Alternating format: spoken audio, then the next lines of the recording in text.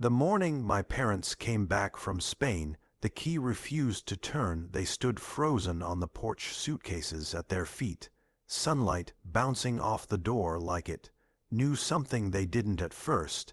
They laughed, said the lock must be jammed, travel fatigue, making them clumsy. They had no idea their son, the one they always called a burden, had already rewritten the ending. My name is Evan Whittaker.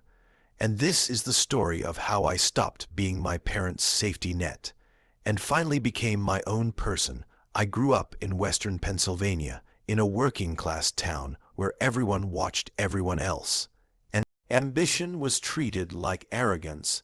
My father, Daniel Whittaker, worked industrial maintenance until his joints gave out. My mother, Linda, floated from one front desk job to another until she decided she deserved more than a paycheck. From then on, she expected life to be funded by someone else. That someone was meant to be me. I was not the son they imagined. They wanted stability, obedience, predictability. Instead, they got a kid who filled notebooks with sketches of buildings, bridges, and spaces that didn't exist. Yet I was obsessed with structure, balance, light. I cared about how people moved through spaces, not just how walls stood. My father hated it. He would glance at my drawings and shake his head, saying, "Boys who think too much don't last." My mother was crueler. "You get that nonsense from your grandfather's side," she said, like imagination was a defect. My grandfather, Raymond, was the only one who saw me clearly, a retired draftsman with calm eyes and hands permanently stained with ink.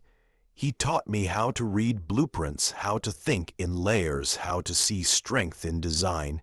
He told me buildings were silent teachers if you paid attention. When I got accepted into an architecture program 3 states away, my parents' reaction was pure irritation. "Who is paying for this?" my father snapped. Grandpa answered quietly from the hallway, saying, "I am." That moment cracked something in my family that never healed. College saved me. For the first time, people respected my ideas. Professors challenged me. Instead of dismissing me, I graduated with honors and landed a position at a respected firm. My parents told people I worked on computers all day like it was a hobby. Then my grandfather got sick, cancer, moved fast, and without mercy. I spent his last months sitting beside his bed, listening to stories about buildings he never designed and choices he postponed too long. One night, he gave me an envelope. Inside was a deed, a house overlooking Lake Erie, weathered, solid, quiet. "This is yours," he said, "only yours. Your parents will receive enough to manage, but this is your way out if you ever need it to." Weeks later, he was gone. The will reading was explosive. My parents stared like they'd been robbed. They got money and a note. The house came to me. I moved into it, slowly restored it, carefully built a life that finally felt intentional, a career, promotions, peace.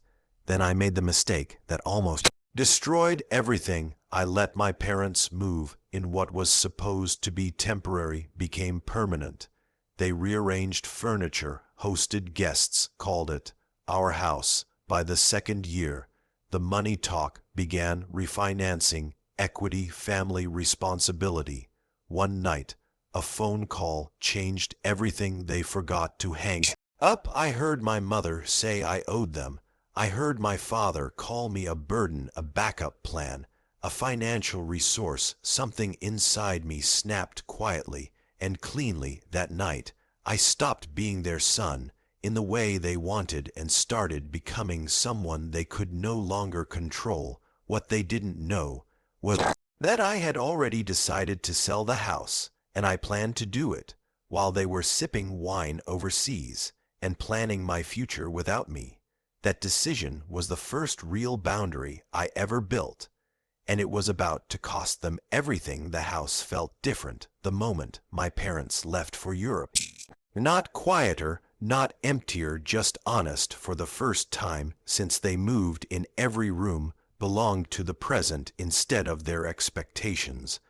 I walked through it, slowly touching walls I had restored with my own hands, reminding myself why this place existed in my life at all. The decision to sell was not emotional, it was strategic. I had already spoken to a real estate attorney months earlier, just in case. Quiet preparation was something my grandfather taught me. Never announce a move until it is already finished.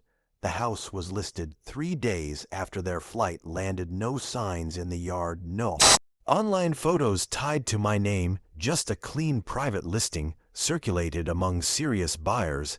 Lake Erie property moved fast when priced right while offers rolled in. I lived like a ghost. I stayed late at work, slept on a mattress in my studio apartment downtown. I did not answer my parents' messages, not because I was angry, but because I was done explaining myself to people who only listened when money was involved. They sent photos from Italy, smiling faces, wine glasses, historic streets. My mother wrote messages about how good life felt again. My father joked about early retirement plans. They spoke like the house already belonged to them permanently. I signed the contract on a Tuesday afternoon. The buyers were a retired couple from Cleveland. Cash offer, flexible closing, no drama. They loved the history, the view, the quiet. They loved it the way I once did before it became a battlefield. I stood in the empty living room after the inspection. Sunlight spilled across the hardwood floors, the same way it did the day my grandfather first unlocked the door for me. For a moment, I felt guilt. Then I remembered the phone call, the words burden, backup plan, resource. The guilt vanished.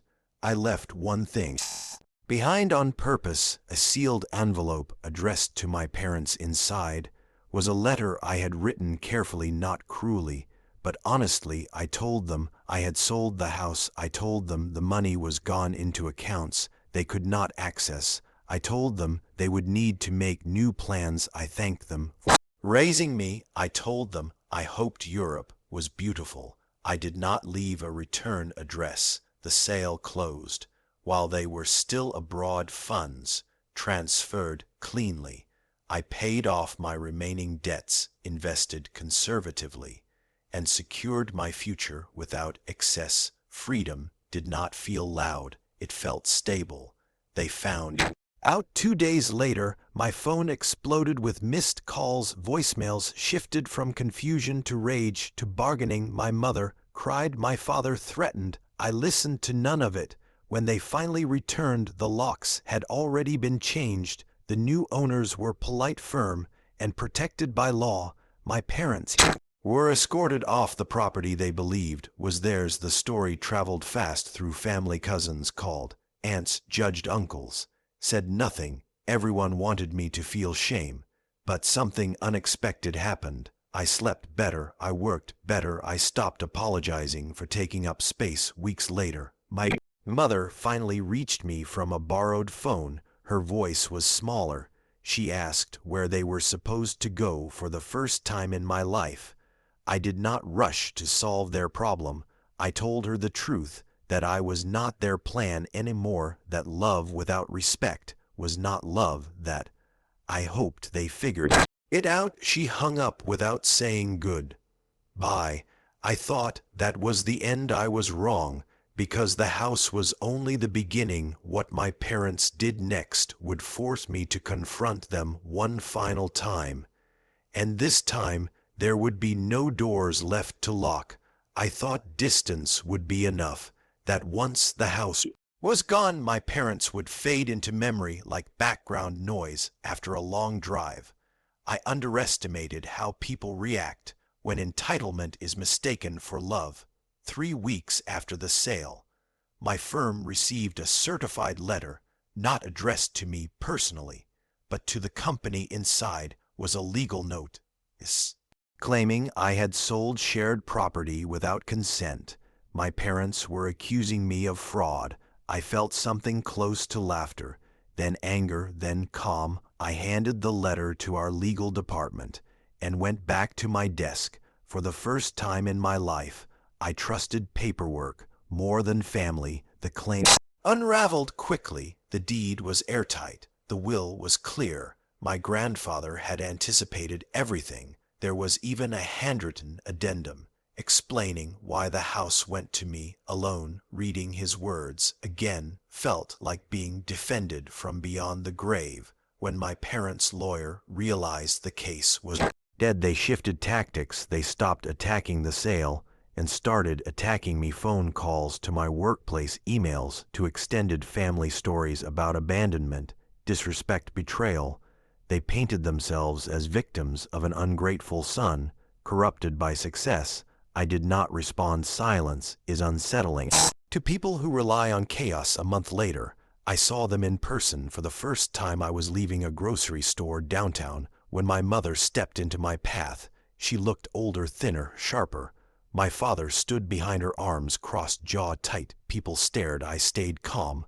My mother started crying loudly. She said I humiliated them, that I destroyed the family, that grandparents are meant to unite, not divide. My father accused me of forgetting where I came from, of thinking I was better than them, of choosing money over blood. I listened until she ran out of words. Then I spoke. I told them I remembered exactly where I came from, a house where curiosity was mocked, a childhood where support was conditional, a future they planned to finance with my obedience. I told them the house was never about money. It was about control, and control was something they lost the moment they stopped seeing me as a person. My father stepped closer for a second. I thought he might hit me. Instead, he lowered his voice and said, "You will regret this." That sentence followed me for weeks. Then the rumors started. A distant cousin warned me my parents were telling people I had mental health issues, that I was unstable, ungrateful, dangerous. They were trying to rewrite the narrative because they could not accept the truth. My firm stood by me. My reputation held. But the emotional weight returned heavier than before. One night, I found a box outside my apartment door. Inside were childhood items, drawings, trophies, photos, all the things they no longer wanted connected to my name. At the bottom was a note: "You are no longer our responsibility." I stared at it for a long time. Then I laughed, not because it was funny, because it was freeing. That night, I burned the note and kept the drawings. I finally understood something my grandfather tried to teach me. You do not owe people access to you just because they share your blood. I thought that was closure. Then I received a message from an unknown number. It contained one sentence: "You think you won, but you forgot one thing." Attached was a photo, a document, something I had never seen before. And the moment I opened it, I realized my parents had one last card to play, one that could threaten everything I built. The document in the photo looked harmless at first, a faded scan of an old agreement, dated more than 2 decades earlier.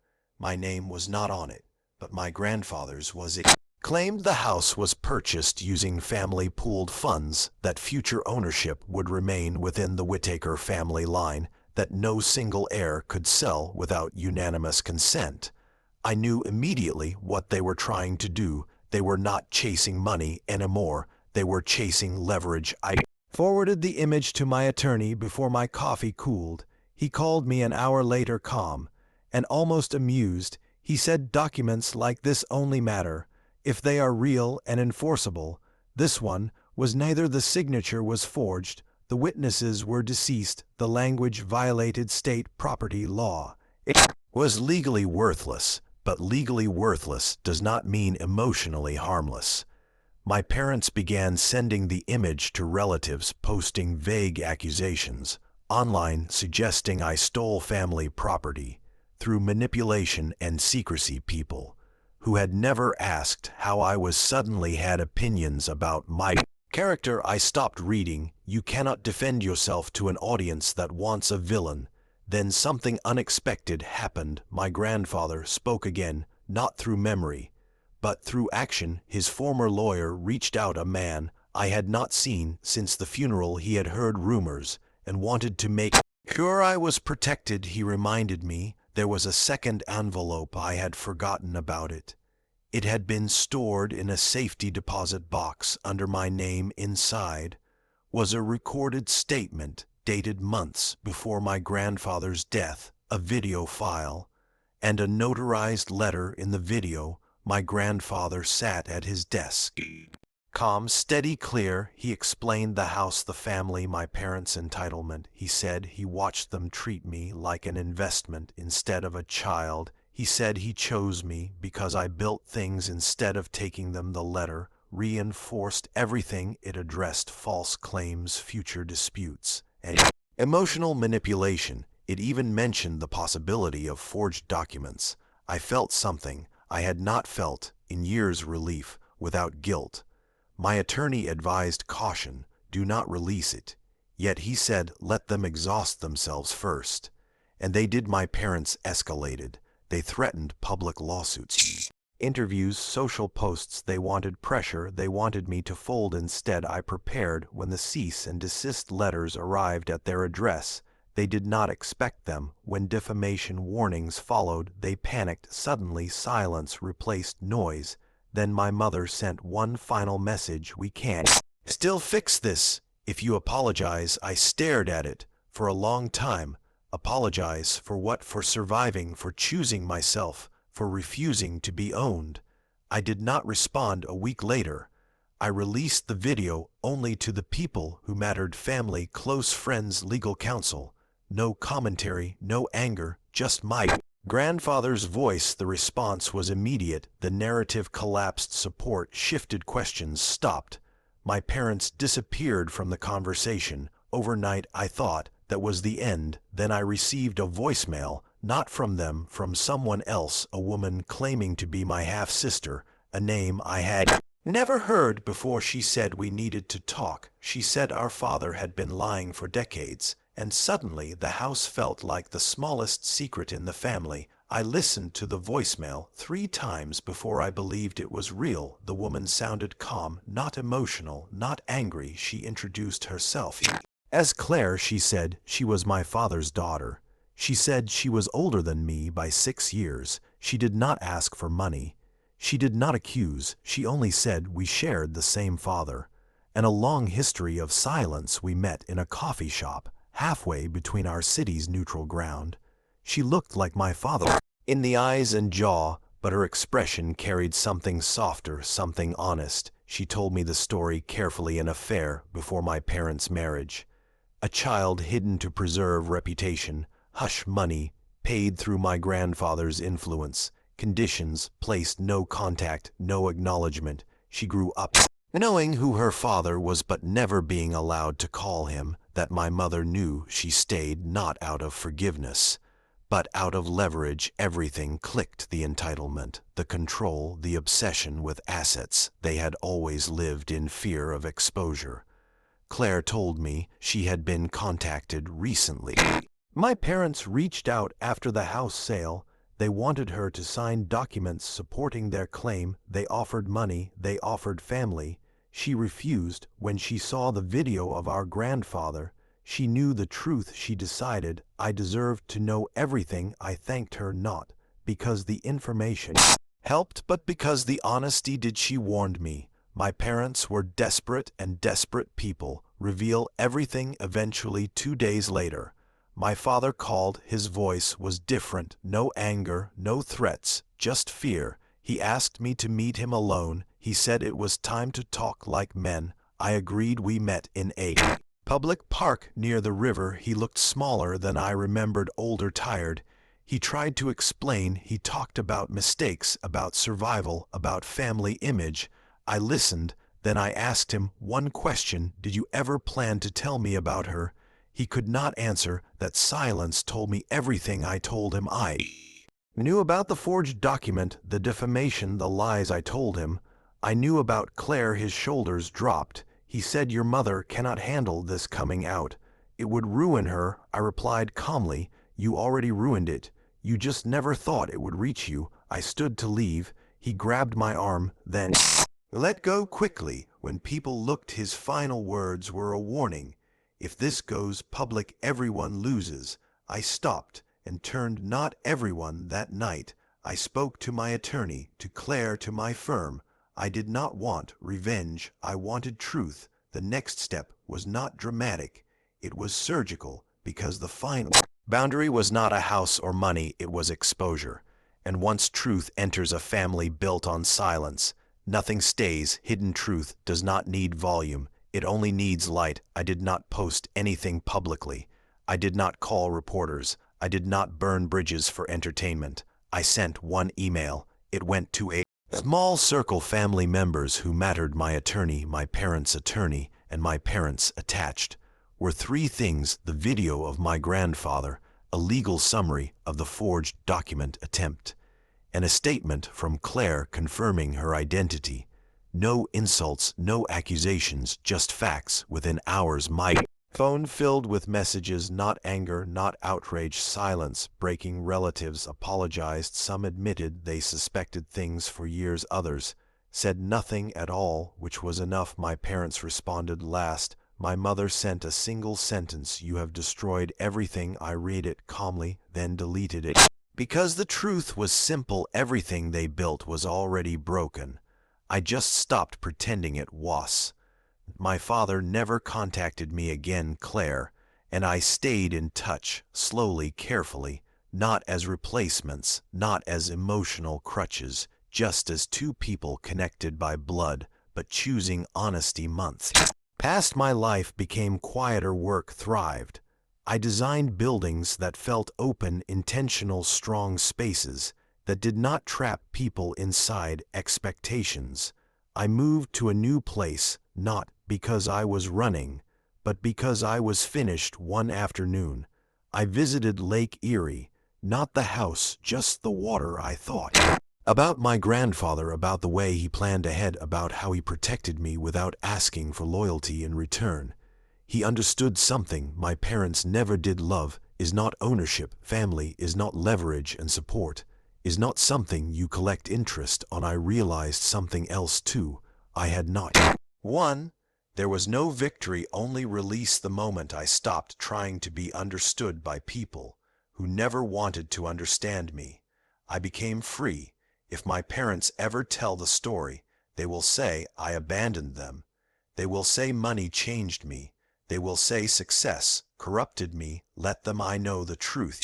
And so do the walls I build. Some families inherit houses, others inherit silence. I chose to inherit myself, and that choice was the strongest foundation I ever laid.